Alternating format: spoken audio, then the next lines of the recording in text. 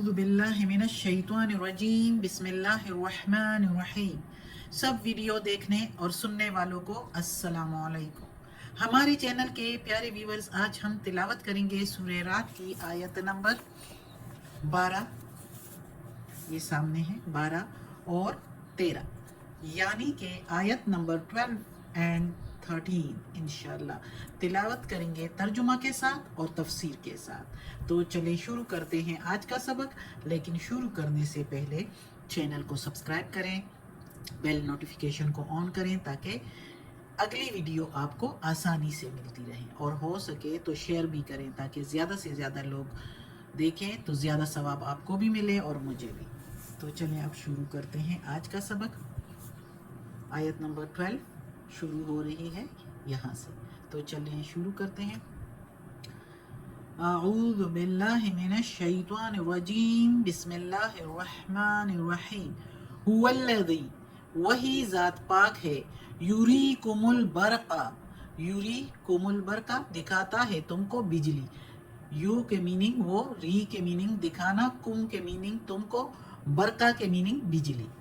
खौफन डराने को, खौफन व तमअन डराने को और उम्मीद दिलाने को या तमा दिलाने को।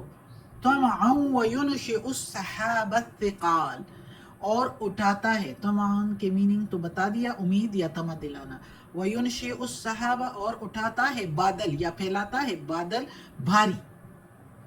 अब इस आयत में अल्लाह ताला अपनी कुदरत का बयान, अपनी तौहीद का बयान, अपने सफ़ात का बयान कर रहा है कि वही ज़ात पाक है जो दिखाता है तुमको बर्क, बिजली। जब बादलों के गरजने के साथ बिजली बनती है तो वो बिजली दिखाता है, और उस बिजली से जब आसमान में गरज चमक के साथ वो चमक होती है तो इंसान डर जाता है, डर जाता है कि अब जो है ये बिजली कहीं हमारी हलाकत का बाइस ना बने, हम पर गिर ना जाए। और फिर उम्मीद भी दिलाता है, बंदे को उम्मीद भी होती है कि अब इस गरज चमक के बाद बारिश होगी। उस बारिश से कितने फायदे होते हैं, जमीन जरहेज होती है, फसलें उगती हैं, तो वो सारा कुछ जो है वो एक उम्मीद बन जाता है।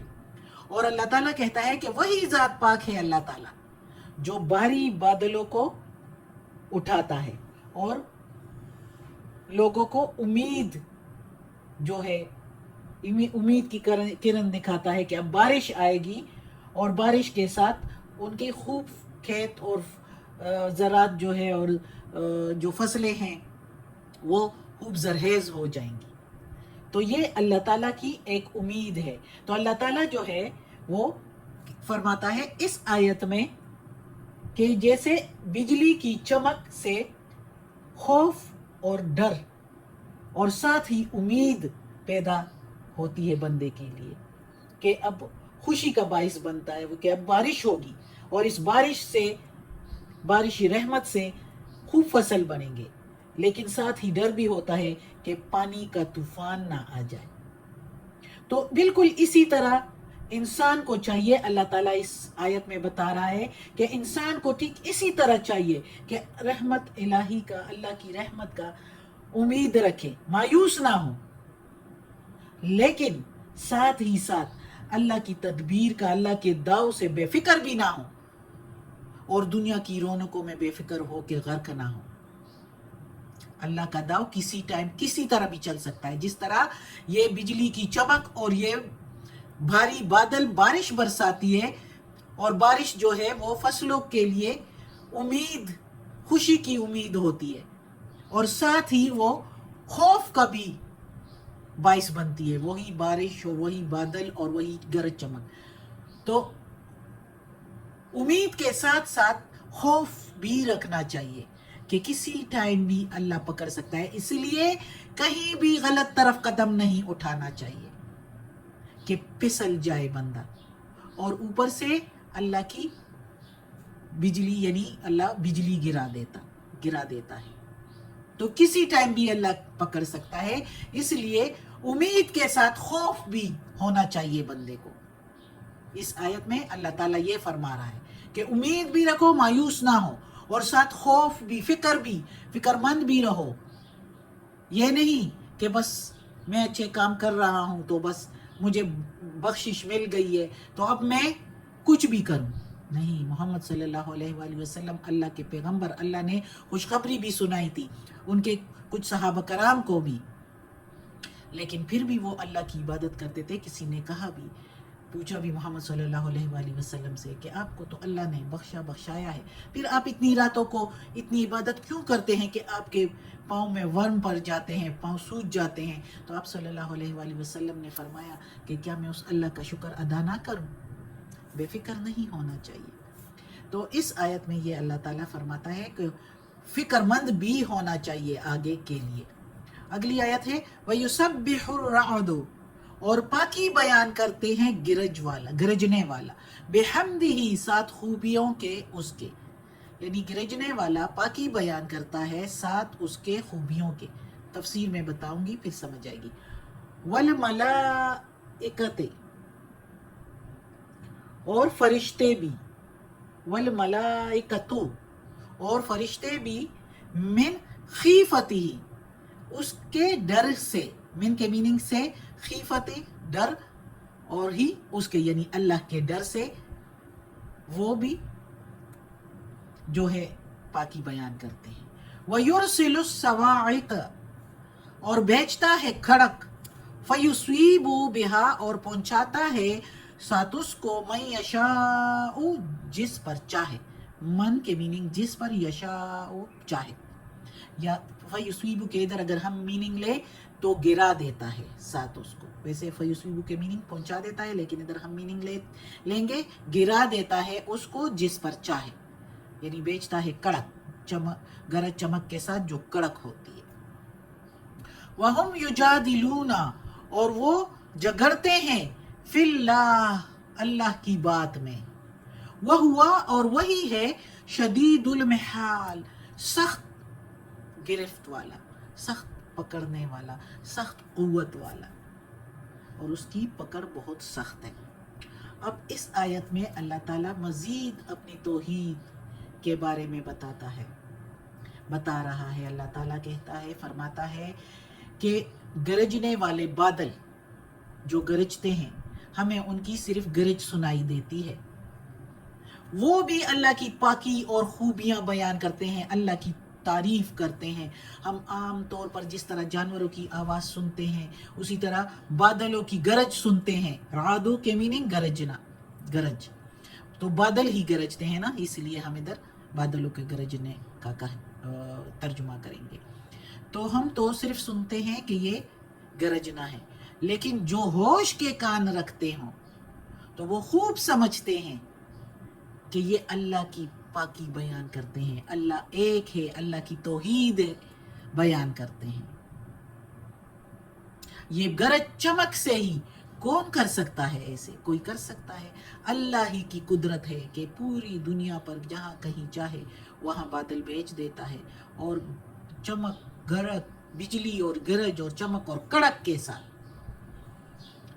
تو اپنی توحید کا بتا رہا ہے اللہ تعالیٰ کہ یہ توحید، یہ بادل بھی میری توحید بیان کرتے ہیں، تو تم لوگ سنبھل جاؤ، تم بھی توحید ایک اللہ کی عبادت کرو.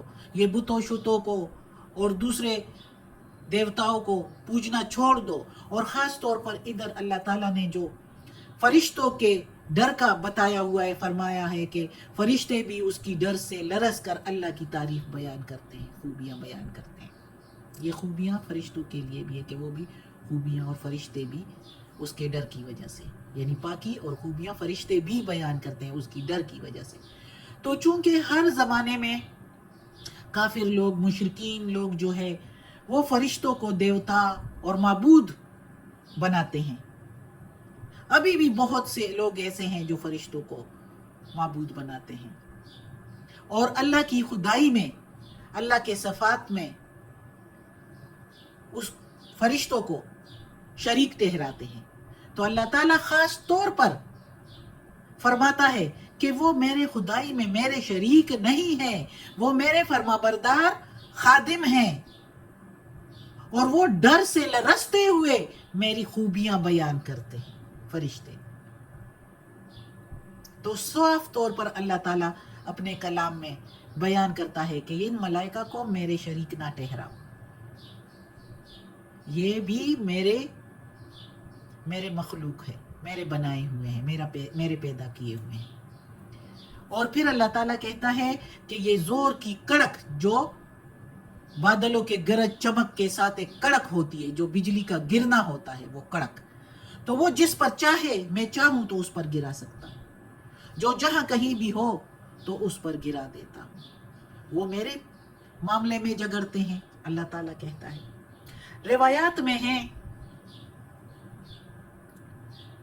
روایات میں ہے کہ محمد صلی اللہ علیہ وآلہ وسلم کے زمانے میں ایک مغرور سردار، جس کی طرف محمد صلی اللہ علیہ وآلہ وسلم نے اپنے بندے بھیجے کہ ان سے کہو اس کو بلاؤ کہ میرے پاس آئے، تو جب بلانے والا اس کے پاس گیا اور اس کو بتایا کہ محمد صلی اللہ علیہ وآلہ وسلم، یعنی اس وقت تو انہوں نے کہا رسول اللہ آپ کو بلا رہا ہے، اللہ کا رسول آپ کو بلا رہا ہے، تو وہ مغرور ہو کہ وہ آگے سے بولنے لگا، کون سا رسول اللہ، اور یہ اللہ کیا چیز ہے، نعوذ باللہ، سونے کا ہے، چاندی کا ہے یا تانبے کا ہے؟ 3 بار یہ بات دہرایا۔ جب یہ بات دہرائی 3 بار، تیسری بار جب وہ دہرایا، اس نے یہ بات دہرائی، تو اسی وقت بادل اٹھے اور ایک کڑک سے بجلی اس کے اوپر گری اور اس کا سر جو ہے تن سے جدا ہو گیا۔ اور بعض روایات میں یہ بھی ہے کہ عامر بن طفیل اور اربد بن ربیہ محمد صلی اللہ علیہ وآلہ وسلم کے پاس آئے اور آپ صلی اللہ علیہ وآلہ وسلم سے کہنے لگے کہ ہم اسلام قبول کرتے ہیں اگر آپ کے بعد خلافت ہمیں ملے تو آپ صلی اللہ علیہ وآلہ وسلم نے منع فرمایا، آپ صلی اللہ علیہ وآلہ وسلم نے انکار کیا کہ نہیں، خلافت آپ کو نہیں مل سکتی، اسلام قبول کرتے ہیں تو کریں لیکن خلافت نہیں مل سکتی۔ اسلام قبول کرنے کے لیے تو محمد صلی اللہ علیہ وآلہ وسلم خوش ہو جاتے تھے، لیکن انہوں نے بات ہی ایسے کہہ دی کہ وہ اسلام قبول کرنا کیسا تھا۔ تو وہ جب اٹھے اور جانے لگے تو ساتھ ہی کہنے لگے محمد صلی اللہ علیہ وآلہ وسلم سے کہ ہم اس مدینہ کی وادی کو پیدل چلنے والوں سے اور سواروں سے بھر دیں گے تمہارے مقابلے میں، جگڑنے کے لیے، لڑائی کے لیے۔ تو آپ صلی اللہ علیہ وآلہ وسلم نے فرمایا کہ میرا اللہ تم لوگوں کو روکے گا اور میرے یہ انصار، میرے یہ صحابہ کرام آپ کو روکیں گے۔ تو روایات میں ہے کہ جب وہ جا رہے تھے تو راستے میں بجلی گری جس سے اربد بن ربیہ جو ہے ادھر ہی ہلاک ہو گیا، اور جو عامر بن طفیل تھا اس کو جو ہے طاعون کی گلٹی نکلی اور وہ اس سے ہلاک ہو گیا۔ تو اللہ جس پر چاہے تو وہ گرا دیتا ہے، جو اللہ کی بات میں جگڑتے ہیں، جو اللہ کی بات یعنی اللہ کا پیغام، اللہ کی توحید کے بارے میں جو باتیں ہیں قرآن میں، اللہ کے جہاد کے بارے میں، جو اللہ کے احکامات ہیں اس کے بارے میں، جو قرآن میں ہے اس کے بارے میں جگڑتے ہیں کہ نہیں یہ ایسے نہیں ایسے، تعویلیں پیش کرتے ہیں، تو اس کے لیے پھر اللہ کی گرفت بہت سخت ہے۔ اللہ تعالیٰ فرماتا ہے کہ اللہ کے گرفت سے پھر کوئی نہیں چھوٹ سکتا۔ ایک لمحے کے لیے بھی جب اللہ ان پر جو وار کرتا ہے تو اس سے جو چوٹ لگتی ہے، تو اس چوٹ لگنے سے ایک لمحہ پہلے بھی ان کو پتہ نہیں چلتا کہ یہ چوٹ کہاں سے اور کہاں پر لگے گی ہمیں۔ تو اللہ تو ایسے کر سکنے والا ہے، تو پھر جو کوئی اس باتوں میں جگڑے، اللہ کے احکامات کے بارے میں، اور اللہ کے خلاف باتیں کرے، ایسی اللہ کی بات میں باتیں نکالے، جگڑنے لگے، تو پھر وہ کس قسم کے عقل مند ہیں؟ اللہ تعالیٰ نے اپنے کلام قرآن مجید میں سب کچھ بتا دیا۔ اللہ ہمیں بچائے ایسی باتوں سے، اللہ ہمیں اپنے نیک راستے پر چلائے، اپنے سیدھے راستے پر چلائے اور اپنے نیک لوگوں میں شامل کر دیں، آمین۔ صدق اللہ العظیم۔ یا اللہ، یا پروردگار، یا رب العالمین، یا غفور الرحیم، یا اللہ کوئی غلطی ہوئی ہو اس کلام میں جو ابھی میں نے بیان کیا، یا اللہ تیرے کلام میں مجھ سے کوئی غلطی ہوئی ہو تو معاف کر دینا، تو معاف کرنے والا مہربان ہے، اور عافیت والے معاملات دے ہمیں۔ جو بھی سن رہے ہیں اور دیکھ رہے ہیں، ہم سب کو عافیت والے معاملات دے، اور یا اللہ ہمیں اپنے نیک اور صالح لوگوں میں شامل کر دے، آمین ثم